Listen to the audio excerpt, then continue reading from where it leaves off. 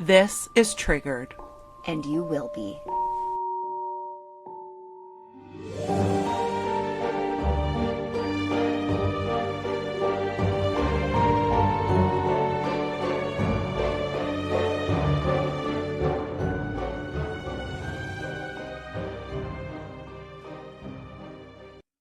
Hello. Hola. I have something to say today. She's big mad. Okay. We put up a video before the weekend or on the weekend. Yep. We put up a video. We had seen a creator. Her handle is at Mills versus Gov. She does a reenactment of the Lindsay Clancy case. Okay. And she uses dolls and she points out a few things that were very interesting to us. Okay. That's interesting. Mm-hmm. So we did a video on the one thing. If you haven't seen it, check out our social media. Have a look. And so I want to talk about just a couple things.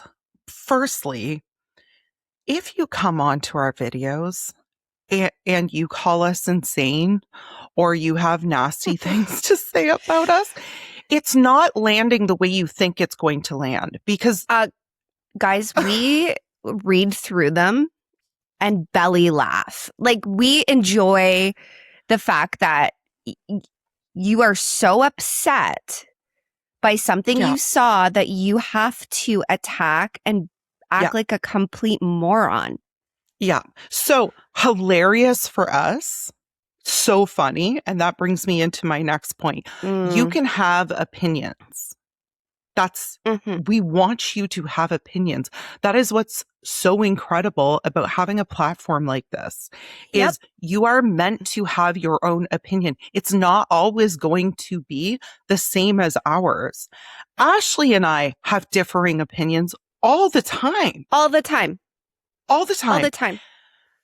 There needs to be, and so you insulting Ashley and I, we literally have a whiskey on ice and we're roaring and we're laughing hysterically and probably leaving a comment that's going to make you squirm in your pants.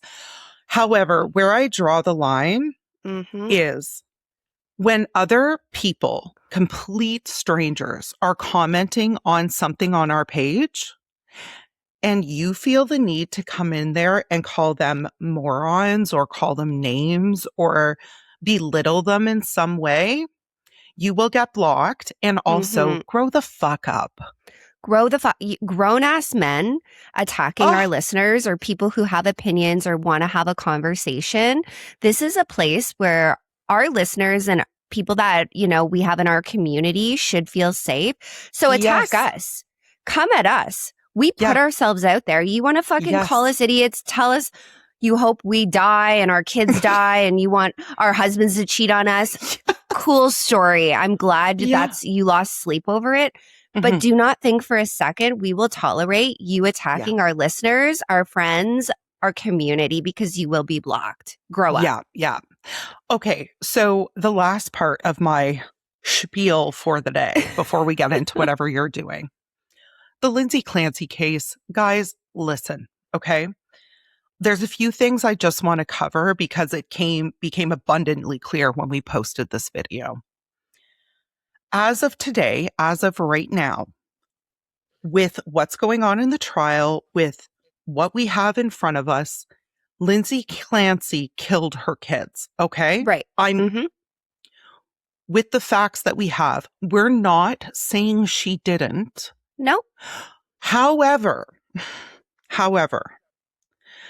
there are questions and things that have come up in the case, in the evidence photos, in the testimonies that don't make sense to us. And that's okay.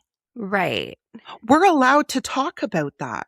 We're allowed to say, hey, the blood spatter doesn't make sense. Where are the footprints? We are allowed to ask those questions. Whether she killed her children or not, no matter what side you stand on, at the end of the day, 3 babies were murdered. no matter where you stand. And I feel like there has been this uproar. And I get it. People are passionate about this because some of the evidence doesn't make sense. That's right. That's I right. get it. And you can have your opinion. You can be on the side of she didn't do it, somebody else did it. You can be on the side of she did it, she admitted to it. Mm-hmm. That's fine.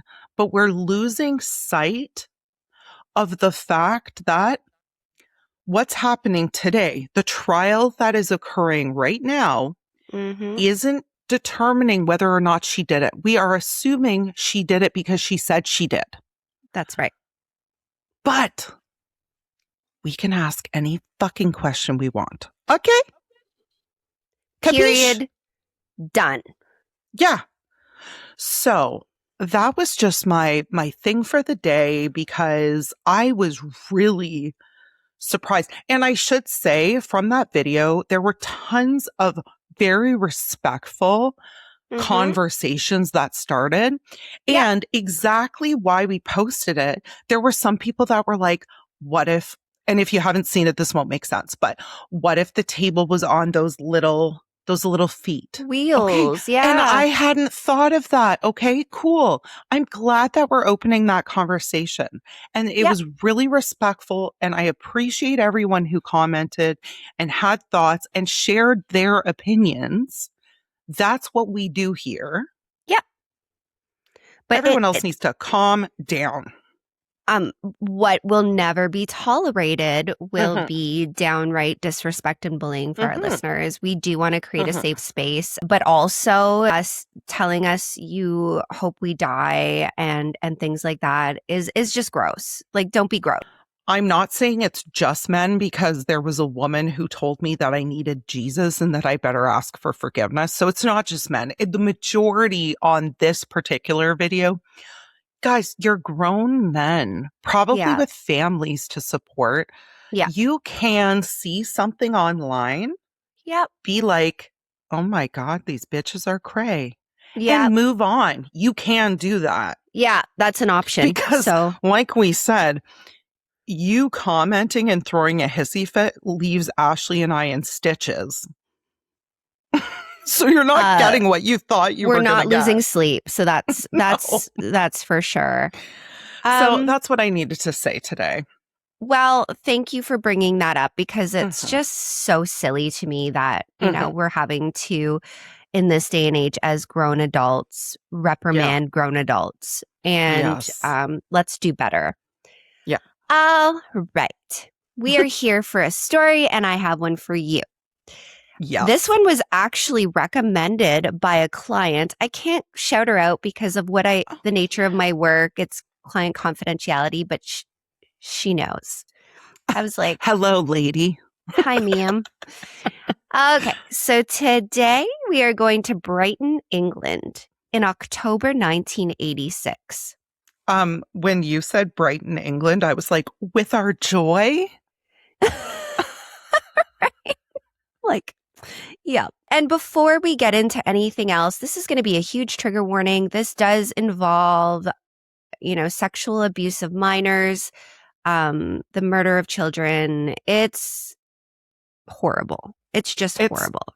Well, I mean, it's just a classic Ashley case, really, at this point. You know, I would like to introduce two people to you. Not a killer, not a suspect, just two 9-year-old little girls who lived 3 doors apart from each other, and they were best friends.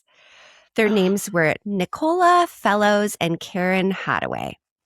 Do you think we would have been best friends if we were 9 years old? No. Never fucking mind then. Because your mom wouldn't have let you play with me. Because she would have been she would have had she issues. wears pants and she likes New Kids on the Block. Sinner. It's a big no. Sinner. It's a big fucking no. So let's get into it. In October of 1986, Nicola and Karen were living in a neighborhood called Moulsecoomb. And I'm sorry if it's Moulsecoomb. And I double checked how to pronounce it with chat because I was like, I hate this word. That's how we say it. All it right. probably sounds cuter when you have the English accent, but unfortunately, you get the hillbilly twang from us. So this place is located just on the outskirts of Brighton. Their families knew each other. The girls lived just a few doors down, like I said. And even though they actually did go to separate schools, they were inseparable outside of school. Adorable. Best friends who were at each other's house every single day. Cutie patooties, just being 9. What I wouldn't do to be at your house every single day. Oh my God. We complain about this all the time. Our husbands are just like, could you guys shut up? You are in your 40s. Like, stop. We're like, when are we having a play date? I know. We're booking an Airbnb right now to go find Chantel's dead relatives. And Chantel was so excited to call me because she found this haunted looking like bed and breakfast with a giant tub so we can tubby together. We'll each have a side in the room. Yeah. Matt was just like, I cannot. No. Mike's like, oh, good for you guys. Glad you guys are having a nice romantic weekend away. We're not going with them. We're like, do you want one with a tub in the room so that we can have a tubby together? That's the best friends that these girls would have grown to be. I guarantee honestly. it. Yeah. So a childhood in 1986 was so different from childhoods nowadays because there are no cell phones, no text me when you get there, no location sharing so you know, your mom can watch where you're going. If your kid basically left the house, you didn't know where they were until they walked back in the door. Yeah. Kids just kind of left. They found their friends, they grabbed their bikes and roller skates, and they came back when they came home. And that was that. Yeah. So on Thursday, October 9th of 1986, Nicola's mom, Susan Fellows, saw the girls last at around 5 p.m. Just an afternoon, a B&9, they're playing outside. It's a small community, nothing remarkable. They spent part of the afternoon on their roller skates and eventually made their way toward a place called Wild Park. Literally sounds like a dream. Okay, so Wild Park was not wild. And I was giggling because it sounds like, to me, it reminded me when I heard Wild Park was like where the wild things are, you know, the book. I knew that's where your brain went. Yeah. I knew that's where you went. Yes. But geographically, it wasn't some remote wilderness. It was a big open green space with little wooded sections around. But it's in the center of the community. All the kids went there to play. But once you got past the open areas and into the trees farther, you couldn't be seen from the center of the parks. Okay. That detail is very important because of what happens here. So once you pass the trees, you get a little farther in, you're completely surrounded. You can't see what's going on. It's almost like being in the wild wilderness. Okay. And the detail that sits with me is that Nicola's dad, Barry, did not want her going to the park. He always said, like, just don't go to the park. He had a feeling. Yeah. Shit. And now both girls were scared of the dark, as most 9-year-olds are. And he used to try and keep her away from the park by telling her the boogeyman lived there. I was like, I believe in manifestation and putting things out there. I'm like, oh my God, the boogeyman was there. Ooh, gross. It gives me the ick. Yeah, no kidding. So that evening, Nicola reportedly turned to Karen and said, come on, let's go over to the park. And they went because they're 9 and they're sweet and they want to play.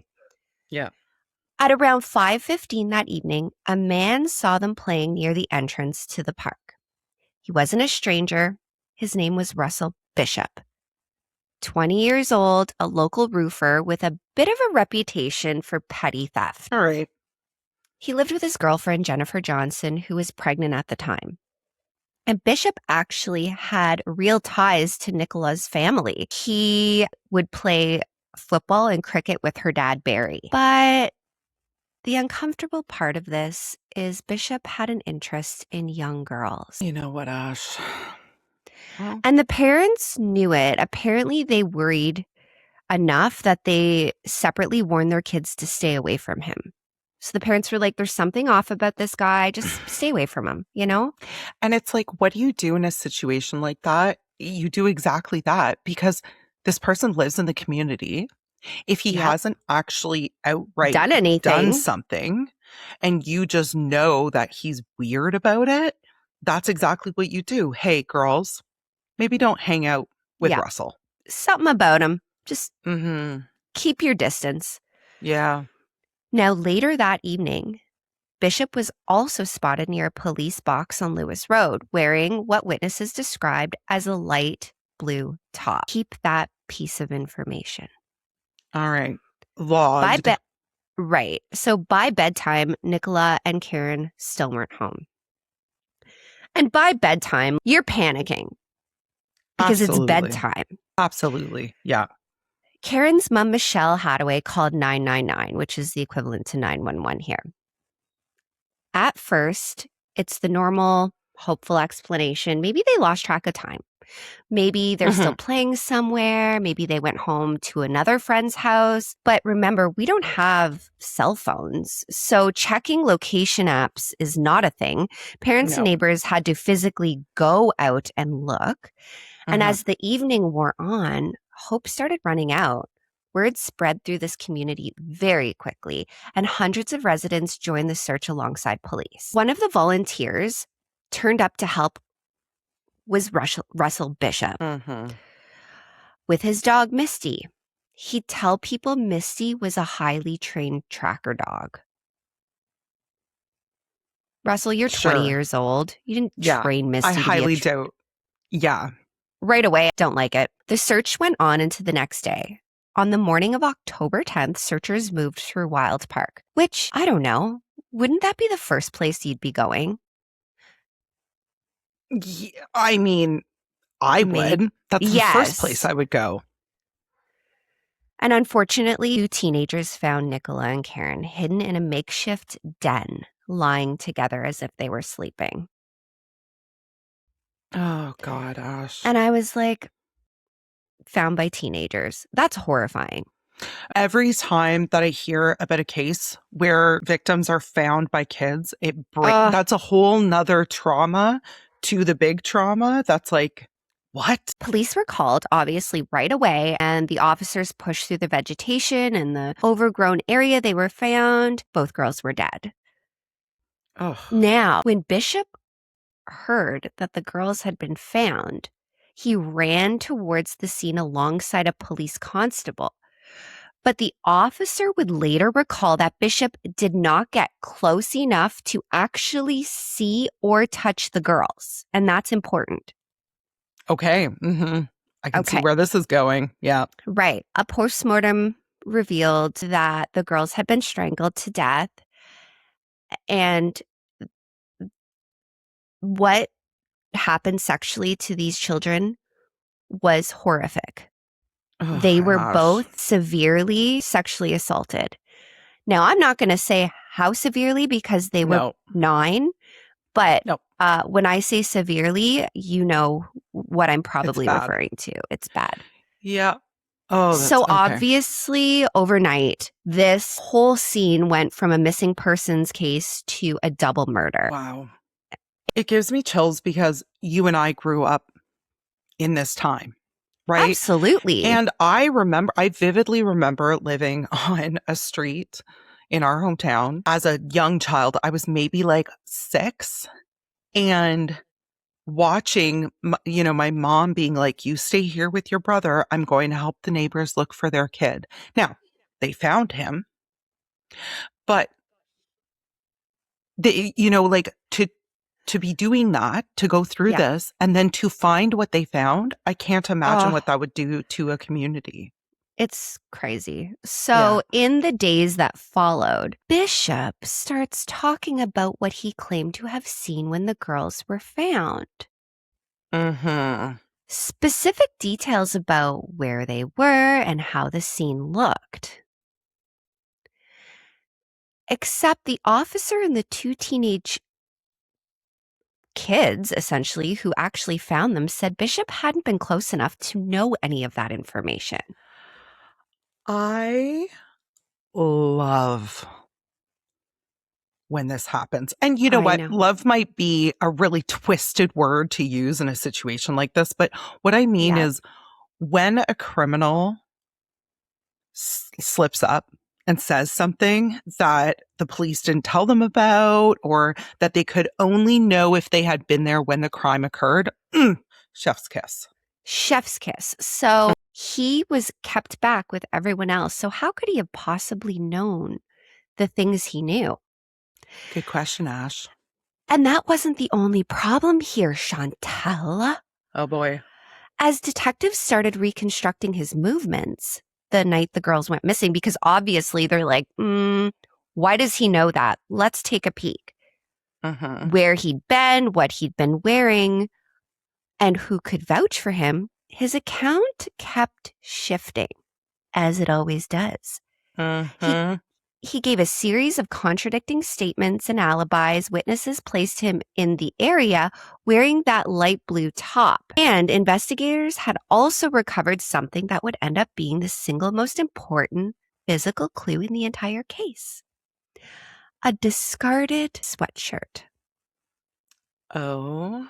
During the search, police recovered a light blue sweatshirt with the word Pinto printed across it. Okay. It had been dumped along a route connecting the direction of Wild Park to the direction of Bishop's own home. So, like, on the way home, he was just like, don't need this. I love it when criminals are absolute idiots. Yeah. So even with the fairly limited forensic tools available in 86, the sweatshirt turned out to be a gold mine. There were fibers connecting it to Nicola Karen Bishop's home and the murder scene itself. So we've got fibers from Nicola, we've got fibers from Karen, and we've got fibers from Bishop's home and the murder scene on this sweater. By Russell. There was also dried red paint on one of the sleeves. A tiny paint fleck from the sweatshirt matched evidence recovered from the girl's clothing. All right. There were hundreds of microscopic ivy hairs embedded in the fabric, consistent with the vegetation that was surrounding where the girls were found. But first, there was a much simpler question. Whose sweatshirt was that? Because you can't just be like, it's his. True. They asked the one person that could answer. Bishop's girlfriend, Jennifer Johnson. And initially she did. She told police the sweatshirt did belong to Russell. Like, she's like, yeah, that's his sweater. So piece by piece, it was all pointing obviously in the same direction. His connection to the girls, his shifting alibi, witnesses placing him nearby. And now this fucking sweatshirt that was like basically a smoking gun shows up along the escape route from the murder scene. I feel like as a cop, you'd be like, got him. I'm like, got him. On October 31st, 3 weeks after the girls' bodies were found, Russell Bishop was arrested. On December 3rd, he was formally charged with both murders and remanded in custody to await trial. Now you were like, Ashley, that was like a 13-minute episode. Buckle up. Well, I just started to piece together that maybe this goes different than I thought it did. So, So Russell goes to trial for the murders of Nicola and Karen. And on paper, this is like open and shut. It's a strong case. Yeah. He knew the girls. He was seen in the area. His alibi changed every day. Knowledge of the crime scene he shouldn't have. He inserted himself into the search and this fucking sweatshirt that ties him to everything. But of course, as we know, criminal trials don't run on look strong on paper. The prosecution still has to prove it beyond a reasonable doubt. And this is 1987, guys. Now, DNA profiling did exist, but it was brand new. Nowhere near what it is today, or even 10 years later, you know, not even in the late 90s. Like, this is early stages. Yeah. And Bishop's defense had real material to work with because by the time the trial started, Jennifer Johnson had changed her story completely. You don't say. I do say. What did Jenny have to say? In front of the jury. So on the stand, she denied the sweatshirt was Bishop's. She even accused police of falsifying her original statement. I'm going to go ahead and say, and I have no idea what happens in this case. My PSA for the day is like, specifically for our ladies, he's just a dude. He's just a fucking dude. He's a shitty dude. Like, guys, don't perjure yourself. I was going to say, you just committed perjury. Like, that's fucking why. Like, did you know what you were doing? Right. Come on. So just like that, the prosecution's most powerful piece of physical evidence had a credibility problem, a major fucking credibility problem right there in open court. So everyone's sitting there like, wait, now they're creating doubt. And the defense argued police had been trying to frame an innocent man because of course they did. Well, all right, fine. The jury took less than 2 hours and they acquitted Russell Bishop. Oh, shit. Okay, I didn't see that coming. So he walks out of that courtroom a free man, legally innocent of murdering 2 9-year-old girls. These poor babies' families were left with 2 dead daughters. And legally speaking, nobody is responsible. And you know what? We have close relationships with a couple of families who are in a situation like this where their child has been murdered. Yep. And no one is held accountable for it. And I can't imagine. You know, these conversations with these families, you guys, like one of them we haven't covered. We obviously did cover Dakota Biddle. We have another one coming that we're kind of working on in the background. But the anguish and the pain these families are going through, it's so easy to sit here and talk about it on a podcast and try and imagine. But when you talk to these victims' families, it's so gutting to hear a mother and a father be so they've almost lost their own life trying to. Absolutely. Because I can't imagine losing my child to murder, period. No. Let alone then finding out that no one's going to be held accountable. There is no justice. Yeah. Crazy. So police still obviously are like, he fucking did this. They know they didn't plant the evidence. Yeah. But there's a massive legal wall now standing between them and any second attempt because double jeopardy. Yeah.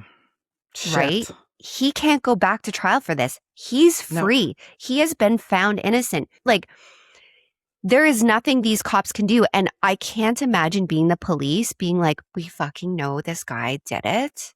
And he's just out roaming the streets. Oh, boy. Quick sidebar. And if you know what I meant by that, you know, and I know some of our listeners are going to be like, Ashley, don't do it. Oh, God. I have something that's going to become crucial for the rest of the story. Okay. The idea behind double jeopardy is genuinely a good one in principle. So I'm not saying I don't believe in double jeopardy because I really do. The state shouldn't get to keep prosecuting you for the same crime over and over until it finally gets the verdict it wants. Yes. It's like, agreed. You know, pulling cards and cheating in a card game. Imagine being acquitted and then just hearing, okay, we're trying again and then again. So that's a terrifying amount of power to hand the government. So historically in English law, an acquittal was basically final. Like, the gavel hits the thing. 1987, there was no legal path that let prosecutors come back later and say, actually, forensic science has caught up. We want another shot. Yikes. So the acquittal stood, full stop, which meant Nicola and Karen's families were stuck in this unbearable position, believing with everything in them, this man who killed and horrifically assaulted their children was walking around free, with the law itself saying there was nothing more that could be done. So they waited. And this motherfucker goes home. Less than 3 years later, Chantel, I need you to take a breath for a sec because you are going to pop off. Oh, boy. Another little girl crosses this motherfucker's path. You don't say. Her name was Rachel Watts. She was 7 years old. On February 4th, 1990, Rachel left her family's home in the White Hawk area of Brighton, wearing her roller skates, heading to see a friend who, as it turned out, wasn't home. Okay. So she starts skating back, cute as pie, you know. She's just like, dee-dee-dee, gonna go home on my skates. And she fell. Poor baby. So she falls and scrapes her knees and she's all upset and she goes home and her dad's like, baby, here's some money to go buy some sweets. Trying to cheer his baby up, you know? Adorable. You want to go to the candy store? Best dad. Yeah. And this is such a small, ordinary moment between a father and daughter because let's be honest, like moms give hugs, dad give things. Like, here's a popsicle, here's some candy, you know? Please stop crying. Please don't cry. I don't like this. Yeah. You know, and so Rachel gets her, you know, little bit of money and she's like, dee, gonna go to the store. The cutest thing. I just love it. I love the idea of that. Now, side note, Rachel's family is kind of new to the area. Okay. So they hadn't been living there very long. And on her way back from the shop, she got a little turned around and she wasn't quite sure how to get home. So she does exactly what kids are told to do. And she asks an adult for help. The adult was Russell Bishop. Great. He didn't help her. I'm just going to put that out right there. What he did do, though, he abducted her and drove to Devil's Dyke on the South Downs outside Brighton, where he strangled her and brutally sexually assaulted her. He left her there for dead. He thought she was dead. She's not? No, she wasn't dead. Okay. She regained consciousness. Now, remember, she's 7. She's a baby. She is insanely injured. Yeah. Terrified beyond words. Completely alone. Yeah. She doesn't know where she is. She's in the middle of nowhere. And guys, she got herself out of there. Rachel. I know. I'm like, girl, get it. She found people to help her. And obviously right away, you see this baby who has clearly been severely abused and assaulted. Dirty, bloody. Yeah. Yeah, it's not good. Like I can't even think about it. No, I know.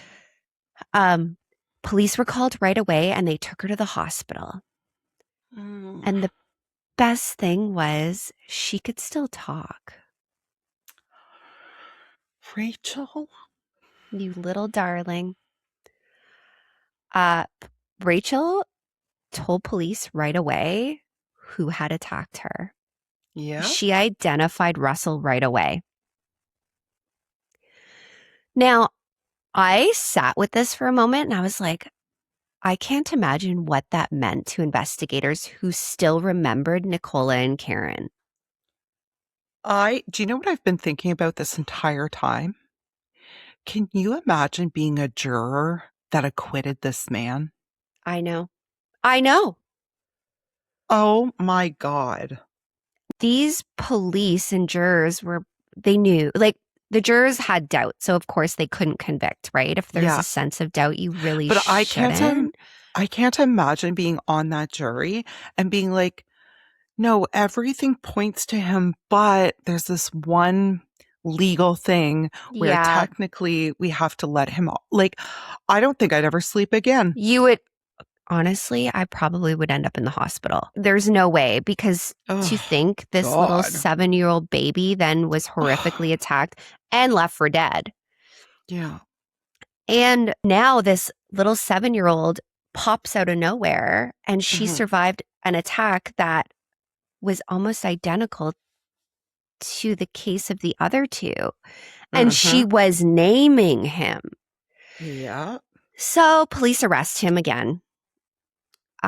He resisted. He tried to fight them off. I'm like, you're an idiot. Russell. God. But this time there was no acquittal waiting for him. Well, The good. evidence, because she saw you, you fucking idiot. Yeah, he didn't think she was going to live. And I bet you, like, I don't know the details, but like, I bet you he was like, hi, I'm Russell. Because he thought she was never going to be able to say No, his name was Russell. no, because he thought she was dead. You fucking moron. So basically, December 1990, Russell Bishop is convicted of kidnapping, sexually assaulting, and attempting to murder Rachel Watts, and he got a life sentence. Good. He's finally behind bars. But not for Nicola and not for Karen. Legally on paper, their murders were still unsolved. I know. And I know, okay, he's behind bars. He's not going to be able to hurt another child. But can you imagine the families? The man they believe killed their daughters was now a convicted child predator serving a life sentence for almost the exact same thing. No, I can't imagine. And like we were talking Right? about our loved families earlier, this is what they go through every day. And Yeah. the thing is, the chances of these people reoffending is so incredibly high that Mm-hmm. chances are at one point they're going to do something again and they're going to end up like Russell and they're going to end up serving time for something else, which, like you said, great. He can't hurt any more little girls. But what about Nicola and Karen? 100%. Mm. But don't worry, girl. I got you. Ah. Oh, good. I got you guys. So years pass, Mhm. and there is this slow growing debate in England starting. And it's about whether double jeopardy protections were too absolute, whether there should Mm. ever be an exception for the most serious crimes if new Yes. evidence comes up. Love. In 2003, Parliament passed the Criminal Justice Act, and the relevant provisions came into force in 2005 for a specific list of extremely serious offenses. So it wasn't just Mhm. anybody, No. murder, anything against children. Yeah. So anyone who was acquitted could now potentially be tried again for these crimes if new Okay. evidence was compelling enough to bring them back to trial. Right. Okay. So it wasn't just a matter of, oh, we think we might have got there wrong. There had to be like evidence, Compelling evidence. Right. Okay. compelling evidence. So for the first time since 87, there was a path forward for Nicola and Karen, a narrow one, but a real one. So investigators look at Russell Bishop again in 2006. They try. They're like, let's reappeal this. We could probably do it. And it wasn't enough. The evidence didn't make the threshold to reopen the case. Stop.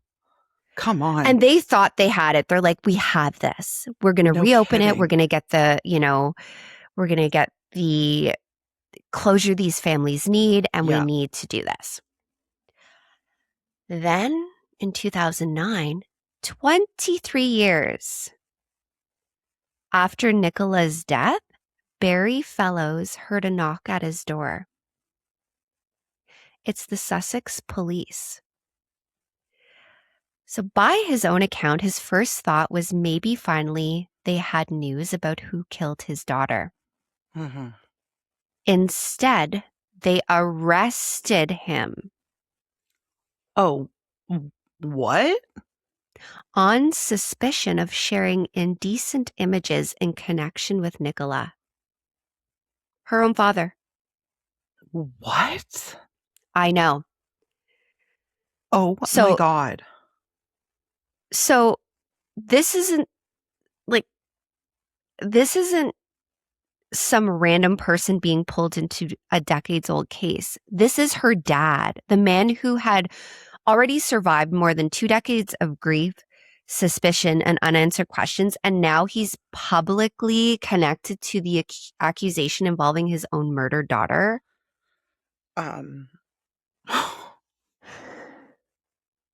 I have so many thoughts. Can Okay. you imagine? And I don't know his marital situation, but can you imagine if her mom stayed with him all those years, then to find out?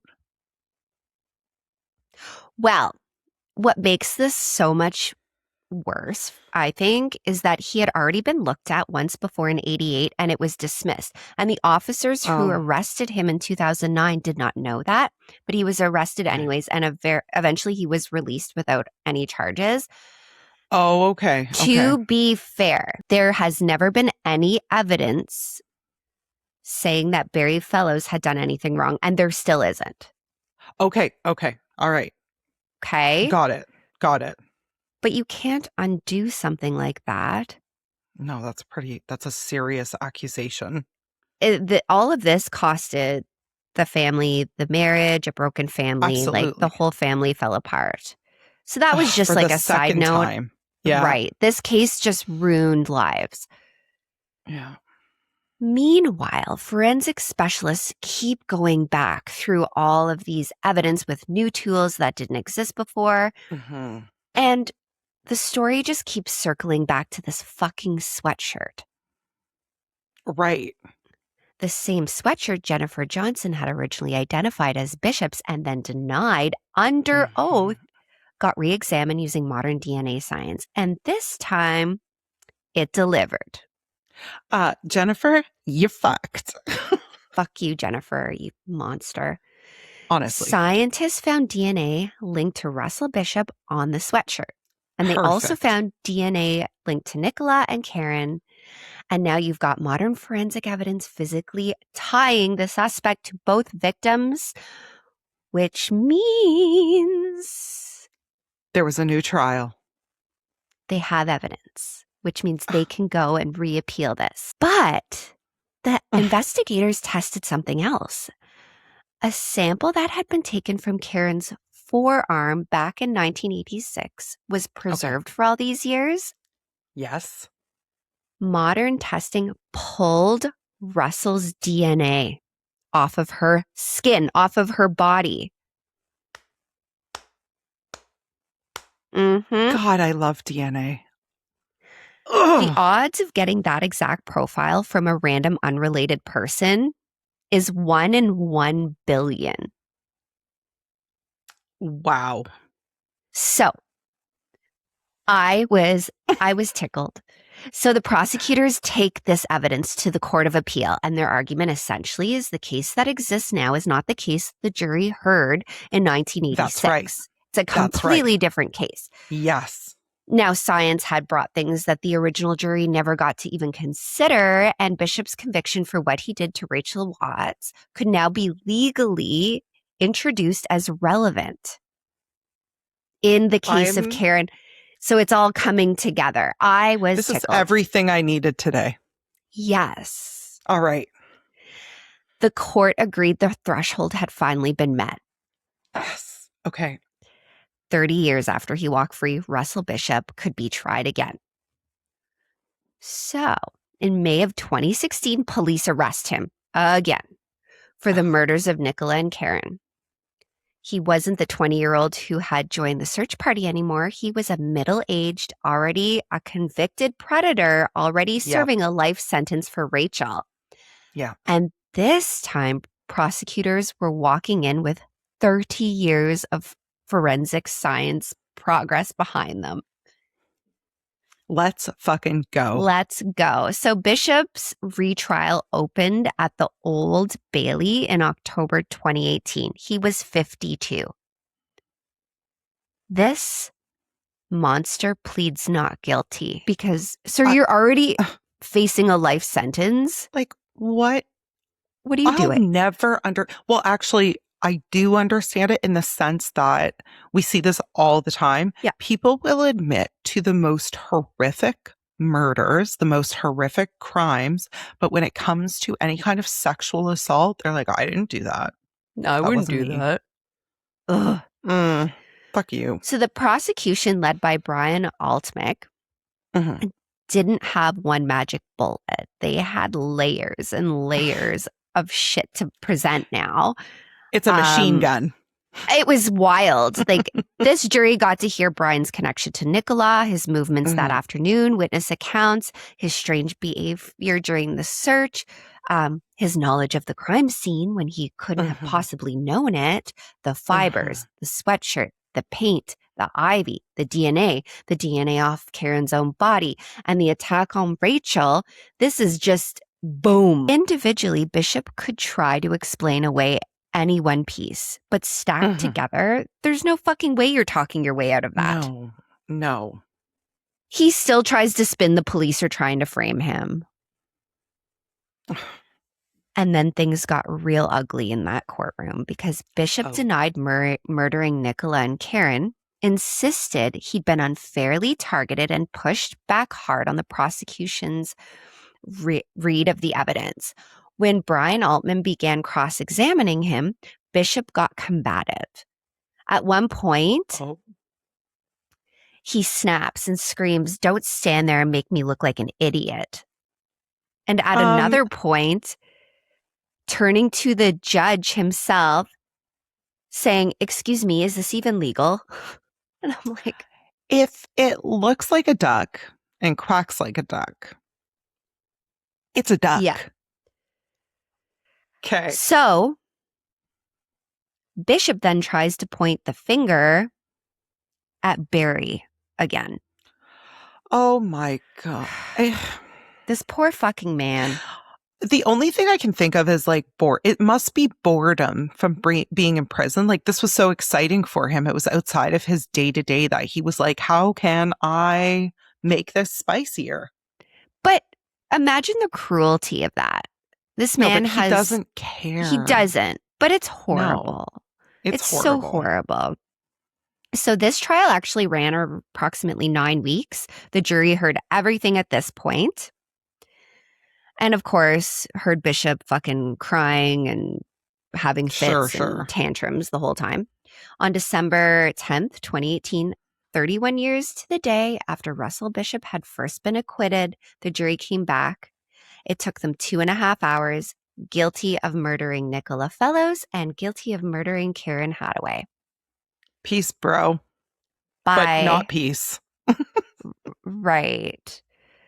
The families had to stand there after 9 weeks of hearing all the horrific things that happened to their children yet again. And they wept. They wept for these poor babies. The next day at sentencing, Bishop refused to even attend court. And I'm like, how is he legally allowed to refuse? I was going to say, throw a couple handcuffs on him, shackle his feet, put him in a wheelchair, and get him in there. He shouldn't have fucking rights. I don't feel like doing that today. Fuck you. In his absence, Mr. Justice Sweeney handed down 2 life sentences and set a minimum term of 36 years. Because, as we know, life sentences are never life sentences. Not here and not in Britain. He described Bishop as a predatory pedophile who had shown no remorse and said the terror that each girl must have suffered in their final moments is unimaginable. Yeah. None of it could bring the kiddos back, obviously. It couldn't turn, time back and give them birthdays and graduations and adult lives again. No. But at least he wasn't walking out. I mean, there is no But, guys, remember Jennifer? This bitch. Jennifer fucking Johnson? Mm-hmm. More than 30 years later, it was her turn to go in front of the jury. Because you perjured yourself.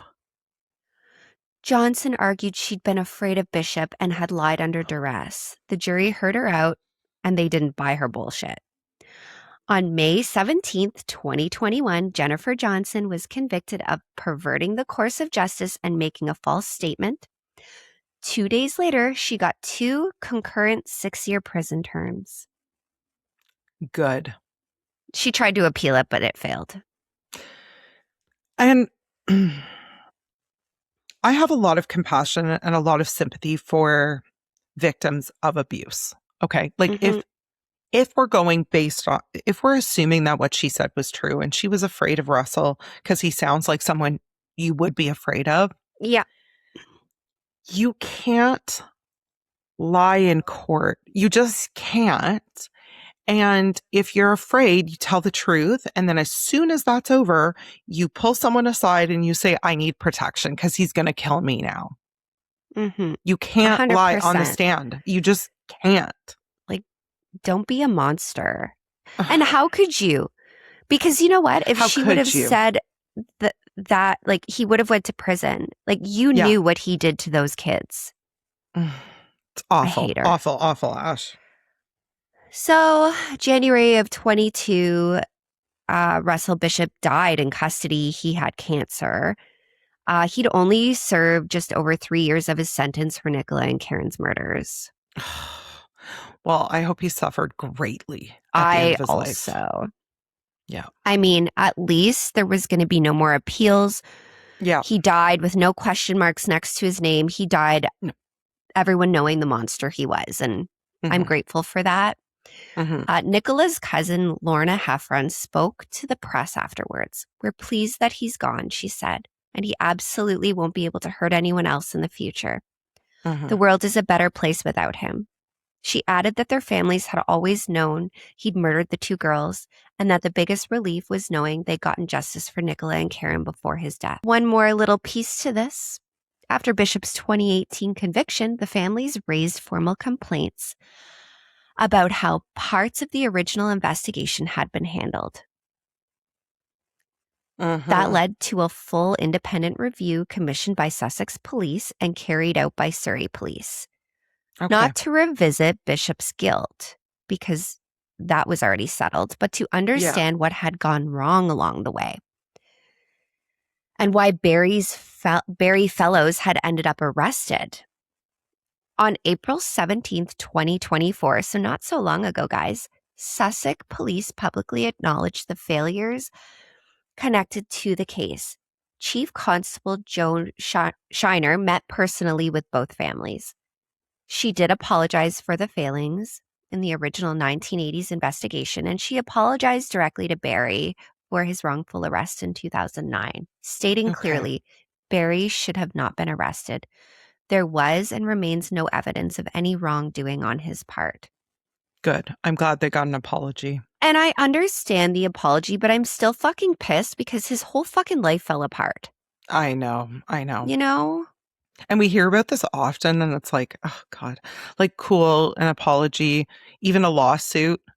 Money doesn't bring back your broken marriage. Money doesn't bring back the kids who, disowned you. Right. So I don't want Rachel to become a footnote in this story because she isn't one. She was 7 years old when Bishop attacked her, and she survived.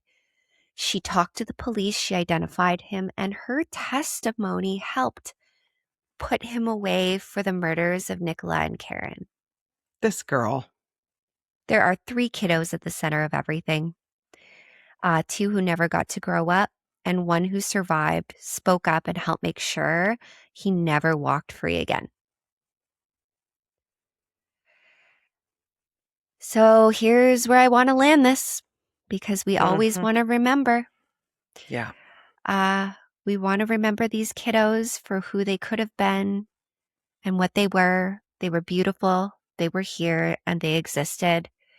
I hope Rachel was able to have a beautiful, full life because she deserves that. Yeah. You And know? something that I want to mention just before we wrap is in a situation like this, I mean, obviously, Nicola and Karen never got to experience any joy in life. They didn't get to experience life Yeah. after this. And so often the survivors of serial rapists and killers end up, like you said, almost like a footnote. Mm-hmm. And I hope for the same thing. Like, I hope Rachel went on to live a full life, but we have to remember that someone who survives something like that also ends up with a life sentence Mm-hmm.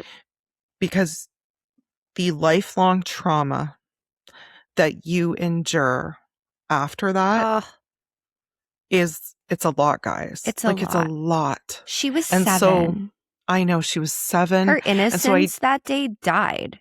Absolutely, along with a bunch of other things that should have remained with her the rest of her life. Mm-hmm. And I do hope that she, loves sunsets and Mm-hmm. flowers and all the things that bring us a little bit of joy, and that she does find peace and joy in those things. Ashley, I didn't know this one. Mm-hmm. It's I a didn't good know this one. one. It's a good one because I hate, these little girls passed in the 80s. Yeah. They existed. They were Yep, here. They were, absolutely. babies. They We were existed in kiddos. the 80s. We existed in the 80s. Yeah. So thank you for listening to my story, guys. Thank you so much. We really appreciate it. I mean, I usually do my whole blurb right now, but guys, we're already an hour in. Yep. Ash has to go to work. I have to go to work. You know the drill. Social media, the drill. Discord, Chaos Crew. Like us, share us. Check us out. Subscribe. Okay. All right. We love you all so much. And we'll see you all on Friday. Bye. Bye-bye.